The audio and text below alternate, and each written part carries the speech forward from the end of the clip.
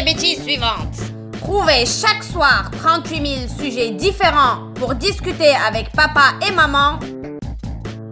Faire tous les soirs 58 000 allers-retours entre la chambre de ses parents et la chambre où elle dort. Le suspect est coupable.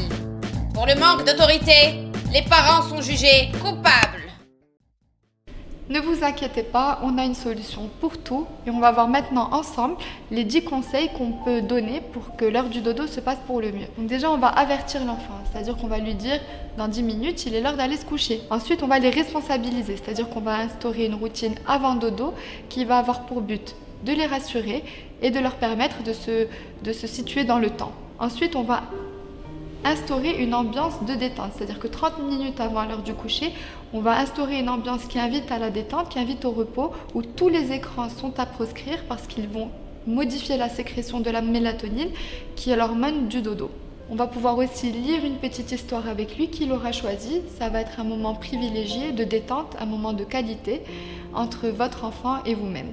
Ensuite, on peut dire oui à une petite veilleuse dans la chambre parce qu'à cet âge, les enfants, ils ont une imagination débordante et ils peuvent tout de suite s'imaginer qu'il y a un monstre ou une sorcière dans leur chambre. Votre enfant peut aussi garder son doudou ou sa peluche préférée si ça peut le rassurer. Ensuite, on va essayer de maintenir la même routine tous les jours dans le même endroit, c'est-à-dire dans sa chambre et non pas dans le salon ou dans la chambre parentale. Et si toutefois il y aurait un changement, on va les avertir, on va leur expliquer ce qui se passe. On va également refuser toute négociation, toute argumentation, toute discussion au moment où le top départ du dodo aura été donné.